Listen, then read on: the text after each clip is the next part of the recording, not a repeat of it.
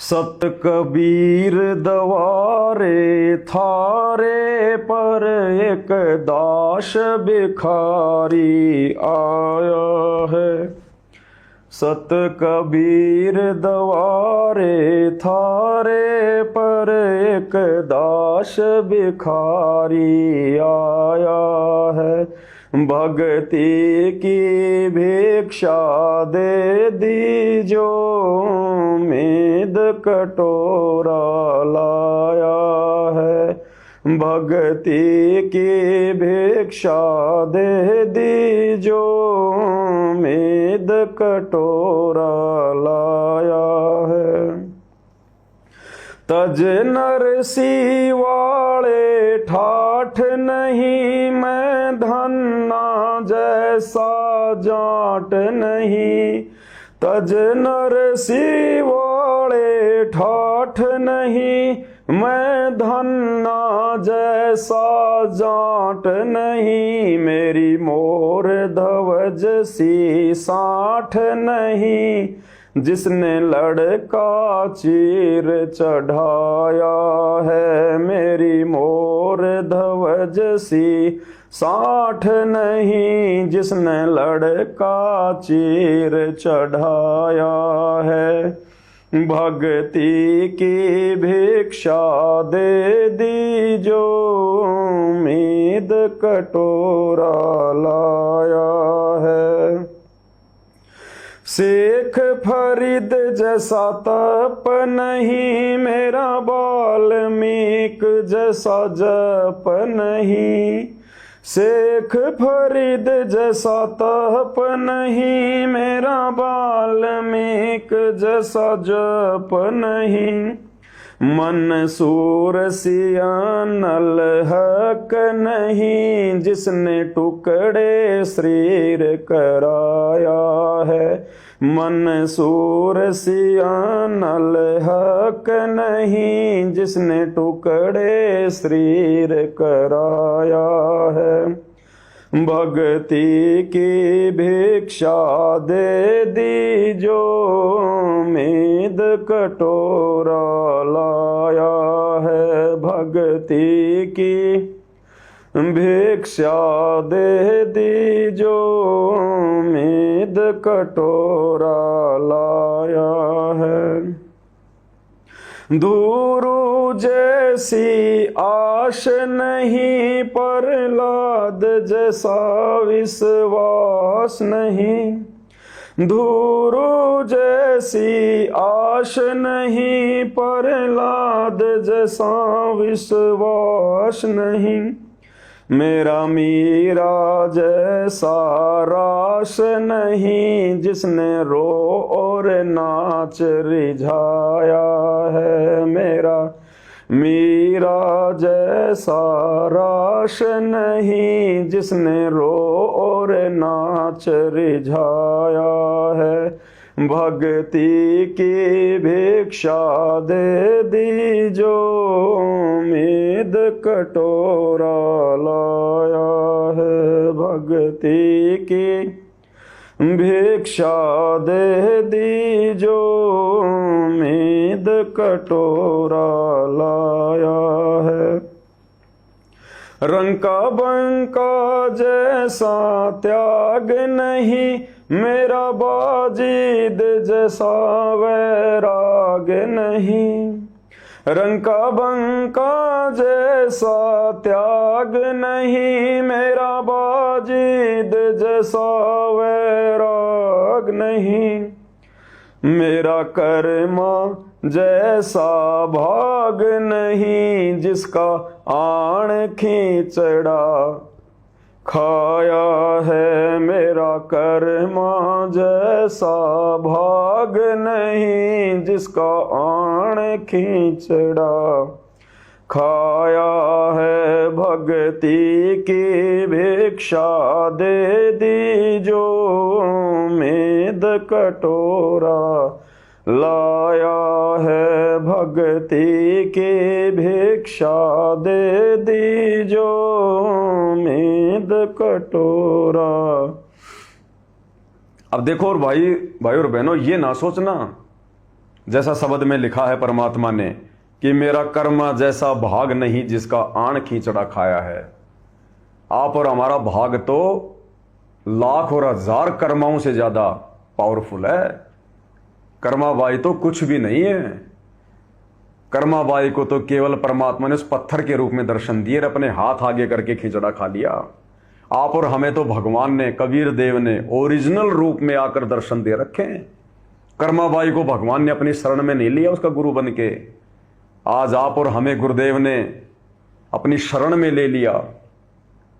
तो आप और हमारा भाग्य तो इन तमाम आत्माओं से लाखों गुना ज्यादा बढ़ के है।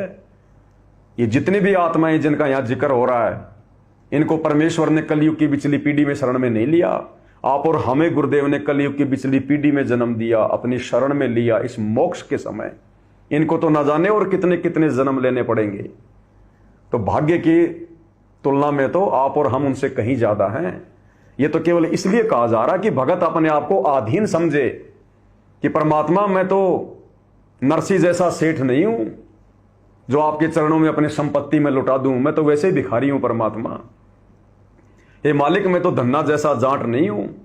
मेरे तो अभी उसके जैसे इतने भाव नहीं है कि बीज को भी मैं बांट दूं आपके ऊपर विश्वास करके। तो ये जो कथाएं हैं, ये जो शब्द हैं, ये हमें अधीन बनाते हैं कि हमने इस प्रकार से अपने भगवान से, अपने गुरु से याचना करनी चाहिए। तब गुरुदेव भगवान प्रसन्न होकर कि मेरा भगत अपने आप को भिखारी समझ रहा है, तब गुरु भगवान दया करेगा।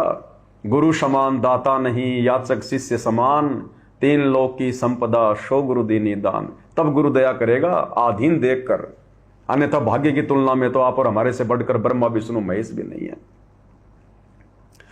विदुर विदुराणी जैसा सम्मान नहीं, मैं सम्मान जैसा यजमान नहीं।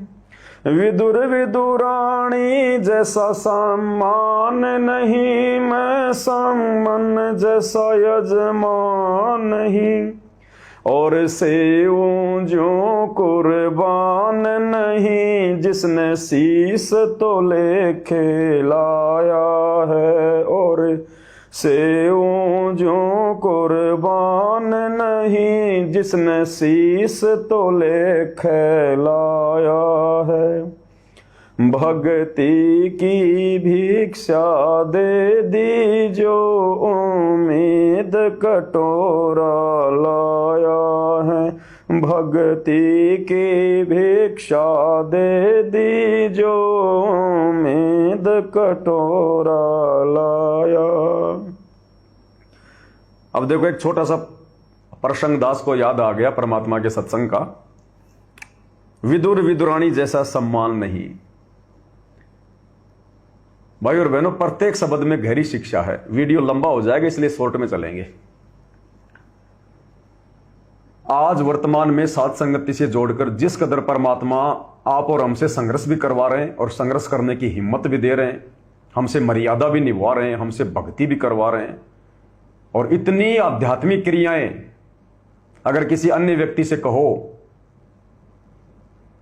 तो वो व्यक्ति ये कहेगा, भाई साहब अगर तू मुझे महीने का ₹1,00,000 दे और कहे कि तू तेरे गुरु को 3 समय भोग लगा, तेरे गुरु की आरती उतार, तीनों समय की आरती कर, ऐसे तूने वो सत्संग सुनने हैं, ये मर्यादा हैं, वो कहेगा भाई साहब हाथ जोड़ूं मैं, तू ₹1,00,000 महीने का देगा तो भी मैं ये क्रिया नहीं कर सकता। और आप और हमसे गुरु जी करवा रहे हैं, केवल सत्सेवकों से, अन्य से नहीं, आश्रम वालों से नहीं।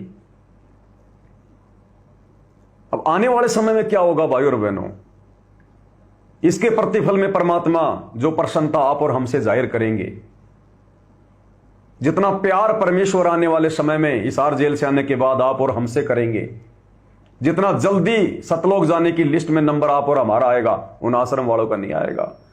क्योंकि उस समय तो परमात्मा कह देंगे भाई अब तो वो बात ही गई, अरे अब तो मेरे को बाहर देखकर इस महाविनाश के समय के बाद में और कोई है ही नहीं मेरे अलावा। अब तो मजबूरी में आ रहे हो, तुम मजबूरी में मुझे भगवान मान रहे हो। उस समय मानते जब सत्सेवक तुम्हारी गाड़ियां खा खा के, तुम्हारे मुकदमे झेल के, तुम्हारी मार पिटाई खा खा कर और मुझे परमात्मा मान रहे थे। अब तो वो बात ही गई, अब वो समय नहीं आएगा युगों युगों। फिर कभी कलयुग की पिछली पीढ़ी आएगी तब देखेंगे। एक समय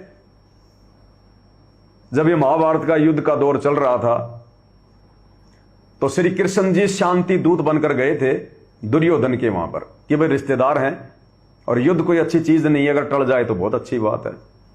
वो गए। अब दुर्योधन कहां मानने वाला था। अब दुर्योधन ने सोचा था कि श्री कृष्ण जी मेरे घर पर भोजन करेंगे, और उधर से पांडव सोच रहे थे कि श्री कृष्ण जी हमारे घर पे भोजन करेंगे, क्योंकि दुर्योधन श्री कृष्ण जी की जो है वो बुआ का लड़का था और पांडवों से उनकी सीधी रिश्तेदारी थी। श्री कृष्ण की बहन सुभद्रा की शादी अर्जुन से हुई थी।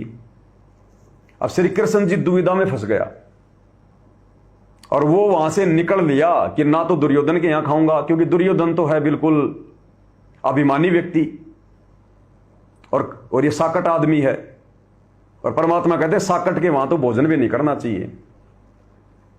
मालिक कहते हैं रत्न जड़ाऊ मंदिर हैं और लख योजन स्थान, साकट सगाना बेटियो चाहे हो इंद्र समान। साकट रिश्तेदार जो आपकी भक्ति में बाधा करता हो, गुरु जी को उल्टा सीधा बोलता हो, कहते हैं चाहे 1,00,000 योजन में चाहे उसका महल बना है और रत्न जड़े हुए हैं, इतना धनवान है, उसके घर का पानी भी नहीं पीना चाहिए। तो ये सोचकर कि मैं पाप का भागी बनूंगा अगर मैं साकट का भोजन खाऊंगा, तो खिलाने को तो 56 प्रकार के जो खुद खाता था तो उनको भी वो खिलाता ही। और ये सोचकर कि अगर मैं पांडवों के वहां चला गया तो ये दुर्योधन साकट आदमी है, फिर ये नाराज हो जाएगा और ज्यादा अपने मन में दोष पैदा करेगा। तो ये सोचकर श्री कृष्ण जी तो बाईपास हो लिए, चुपचाप निकल लिए मथुरा के लिए जहां भी वो रहते थे। अब भाई और बहनों, वो परमात्मा सारा खेल खेलता है। अब उधर से थोड़े थोड़े भाव मन में आता था, लेकिन बेचारा ज्यादा भाव नहीं प्रकट करता था विदुर। वो सोचता था कि भगवान आए हैं, अगर मेरे झोपड़ी पे आ जाएं, मेरे घर पे भोजन कर लें, लेकिन वो कहने की हिम्मत नहीं करता था कि ये तो मथुरा नरेश है श्री कृष्ण, और जब इनके इतने बड़े बड़े रिश्तेदार हैं तो मेरे घर पर क्यों भोजन करेंगे। लेकिन उसके भाव थे, और कहते हैं साधु भूखा भाव का, धन का भूखा नाई। श्री कृष्ण तो चला गया और श्री कृष्ण जी के रूप में ये समर्थ कबीर भगवान सतगुरु रामपाल जी और अपनी प्यारी आत्मा, अपने भक्ति बीज धर्मात्मा विदुर के घर पर चले गए, विदुर के घर पर। और उस समय भाई और बहनों, जो विदुरानी थी वो नहा रही थी। अब पहले बेचारे वो गरीब थे, हालांकि वो महामंत्री था दुर्योधन का, लेकिन वो बांदी का जाया था, उसी हिसाब से रहा करता था। आवश्यकता से ज्यादा वो जैसे और मंत्री संतरी होते थे, लोगों को लूटा करते थे, डराया करते थे, धन ज्यादा ले लिया करते थे। वो केवल अपनी तनख्वाही लिया करता था और बिल्कुल अपनी झोपड़ी में रहा करता था। झोपड़ी में बाथरूम भी नहीं था, जैसे पहले हम देखा करते थे जब छोटे छोटे थे। हमारी माता बहनें, हमारी जो दादियां होती थी, जो बड़ी बूढ़ी, तो पहले बाथरूम नहीं थे गांव में 30-40 साल पहले। एक खाट को आडा करके, खाट को, चारपाई को, और उसके ऊपर कोई कपड़ा डाल के और फिर नहाया करती थी। तो विदुरानी बेचारी नहा रही थी। अब जाहिर सी बात है भाई, कपड़े उतार के नहाएंगे, बेचारी नहा रही थी। और उस समय जब उसने देखा कि श्री कृष्ण भगवान आए तो बंदी छोड़ते, लेकिन वो क्या जाने, जब विदुरानी ने देखा कि हमारी झोपड़ी में कृष्ण भगवान द्वारिकाधीश, तो परमात्मा कहते हैं कि राम वियोगी ना जीवे, जीवे तो बावड़ा होए, अपनी शुद्ध बुद्ध खो बैठी, शुद्ध बुद्ध। और गुरुदेव भगवान ने अपने पुराने सत्संग में अपनी प्यारी आवाज में बताया कि बच्चों, वो विदुरानी शुद्ध बुद्ध भूल गई अपने भगवान को देखकर, और वो नंगी दौड़ली नहाती हुई, कपड़े भी भूल गई, और भगवान के लिए उसने कोई बिछोना वगैरह लगाया। उसको शुद्ध बुद्धि नहीं है कि मैं नंगी हूं। केले रखे थे, कोई भगत दे गया था केले। देखो, गुरुदेव के प्रत्येक शब्द में बहुत गहरा रहस्य होता है। उस दिन उसके घर पर केले भी कोई भगत दे गया था। कोई बेचारे केले भी नहीं ला सकते थे, इतने गरीब थे। कोई भगत कोई आधा 1 किलो कोई वो केले रख गया था, उसने बिछाया जैसा भी था उसके घर पर, भगवान को बैठाया और केले छील छील के नंगी वहीं पर, और इतनी भावुक, उसको पता ही नहीं, बस भगवान की सूरत की तरफ देख रही है। क्या खिला दूं, क्या पिला दूं। केले छील रही है और गुरुदेव ने बताया कि केले का छिलका तो भगवान को दे रही है खाने के लिए, और जो केला है उसको नीचे फेंक रही है छिलका समझ के, उसको पता ही नहीं। इसलिए परमात्मा कहते हैं भक्ति करे बिन भाव रे सो कोणे का जाए। अगर आपने गुरु भी बना लिया, भक्ति भी कर रहे हो, अगर भाव नहीं है, उसके प्रति श्रद्धा नहीं है, उसको यदि आप अपना भगवान नहीं मान रहे, परमात्मा नहीं मान रहे, खाली आप उसको अपना गुरु मान रहे हो, तो कहते हैं भक्ति करे बिन भाव रे सो कोणे का जाए। और दुर्योधन के ठाठ बार छोड़कर उसके घर पे परमात्मा भोजन करने चले गए। छिलका भगवान को दे रही है, केला नीचे फेंक रही है, और भगवान बड़े प्यार से श्री कृष्ण रूप में बंदी छोड़ सतगुरु रामपाल जी भगवान, यही तो है कबीर, और कौन है। सारे खेल यही खेलता है। सारे खेल हमने किए, हमसे मिले सो निश्चय जिए। परमात्मा छिलके खा रहे हैं बड़े प्रेम से गुरुदेव भगवान।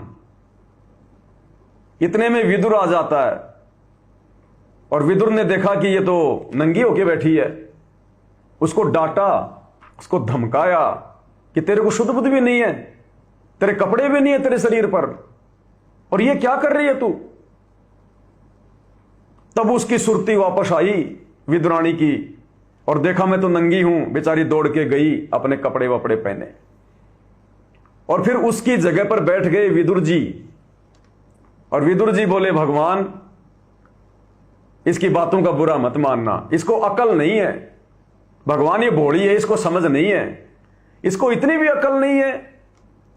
केले नीचे फेंक रही है और छिलके भगवान को खिला रही है। और विदुर ने फिर क्या किया, छिलका फेंक के केला भगवान को देना चाहा, और कहा कि भगवान लो खाइए। भगवान ने वो केला खाया, गुरुदेव भगवान ने। और विदुर ने कहा कि भगवान अब आया ना मजा, वो तो छिलके खिला रही थी। तो कृष्ण रूप में सतगुरु रामपाल जी भगवान ने कहा कि विदुर अब वो मजा नहीं है, जो मजा उन छिलकों में था वो मजा अब तेरे केलों में नहीं है। भाई वो तो बात ही कुछ और थी, वो तो समय चला गया।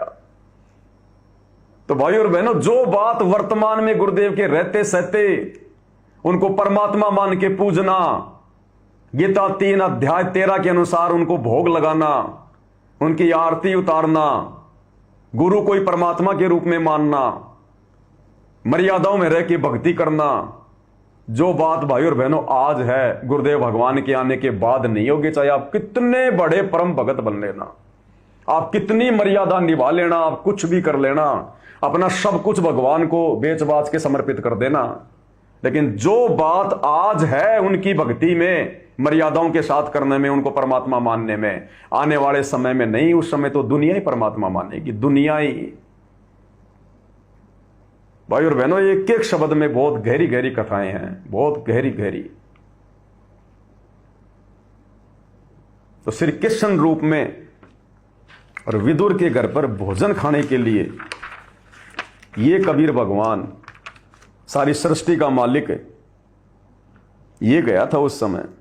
द्रौपदी सुता के चीर बढ़ाया, नरसी के भरा भात जी। द्रौपदी सुता के चीर बढ़ाया, नरसी के भरा भात जी। क्योंकि परमात्मा की महिमा चल रही है, श्री कृष्ण जी की नहीं चल रही। तो जो द्रौपदी का जो चीर बढ़ाया था वो किसने बढ़ाया? कबीर भगवान सतगुरु रामपाल जी ने। निमित्त श्री कृष्ण जी को बनाया भले, लेकिन बढ़ाया किसने? कबीर भगवान ने। तो ये उनकी महिमा हो रही है। और नरसी के भरा भात जी, तो नरसी का भात किसने भरा था? इसी कबीर भगवान सतगुरु रामपाल जी ने, श्री कृष्ण जी ने नहीं भरा। इसी प्रकार द्रौपदी सुता के चीर बढ़ाया, नरसी के भरा भात जी। द्रौपदी सुता के चीर बढ़ाया, नरसी के भरा भात जी। दुर्योधन की मेवा त्यागी, साग विदुर घर खात जी। दुर्योधन की मेवा त्यागी, साग विदुर घर खात जी। बन आए कृष्ण मुरारी, जय बोलो बंदी छोड़ किए बन आए कृष्ण मुरारी, जय बोलो बंदी छोड़ किए तुम मिलकर संगत सारी।